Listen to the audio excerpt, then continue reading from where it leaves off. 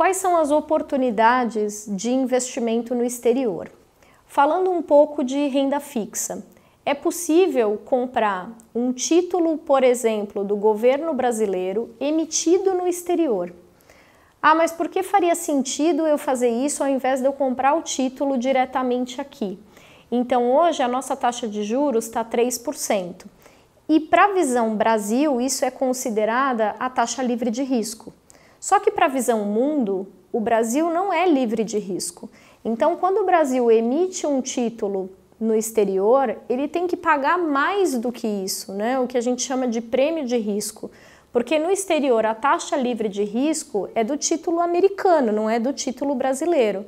Então, se eu comprar hoje um título no exterior, né, que seria o equivalente ao Tesouro Selic aqui que está pagando 3%, no exterior paga 3,8 em dólar, porque senão esse título passa a não ser interessante para quem entende o risco Brasil de uma forma diferente do que a gente que está aqui dentro. O mesmo acontece com os títulos das empresas, porque nós somos considerados high yield, que seria um país que não tem títulos grau de investimento, porque o país não é grau de investimento. Então tem muita oportunidade de investimento em renda fixa no exterior, mesmo de empresas brasileiras que o investidor conhece, muitas vezes acaba se sentindo mais seguro, com cupons bastante interessantes. Então, por exemplo, um título da Petrobras no exterior paga por volta de 6% de cupom. Um título bancário como Itaú, Bradesco, também tem essa média de cupom em dólares. Né? O que é esse cupom? Né? O que é o bond, que é o título quando ele é emitido no exterior? Você tem lá um título que tem um valor de face, então, por exemplo, comprei lá um bond do Itaú de 100 mil dólares. Eu posso comprar ele no preço, ou seja, mandar exatamente 100 mil dólares.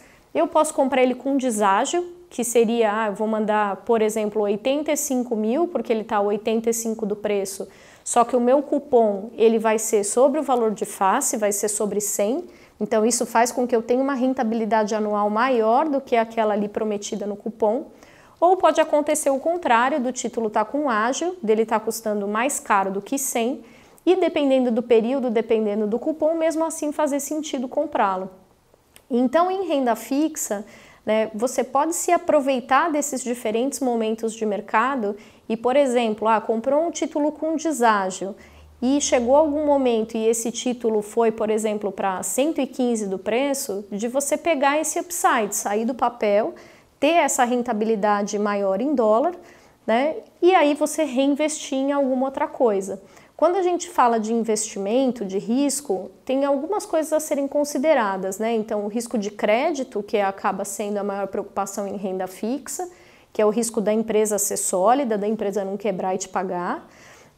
O risco de reinvestimento, que é, bom, ok, eu aproveito esse momento de upside, eu tenho ali uma rentabilidade mais interessante, só que aí depois eu vou investir o dinheiro no quê? Será que vai ter alguma coisa tão interessante assim? Né? Então é outra coisa que tem que ser mapeada ali nesse momento. E o risco de volatilidade, que é o risco que as pessoas acabam tendo um pouco mais de medo, que é o risco dessa questão da variação de preço. Nesses títulos de renda fixa, você tem variação de preço ao longo do tempo, mas geralmente eles têm um prazo, e quando ele termina o prazo, ele volta para o preço. Então, se você comprou a 85 e ao longo lá do período, né, por exemplo, 5 anos, ele foi subindo e voltando para o preço, independente dele voltar efetivamente pelo mercado, a hora que der o prazo contratado, a empresa vai te devolver o valor de face, ou seja, vai te devolver aquele 100% do valor. Então, você pode diversificar a carteira com ativos de renda fixa de diferentes graus de risco, que vão estar com ágio, com deságio, com cupom mais ou menos interessante, né? E ter essa opção de investir em renda fixa lá fora.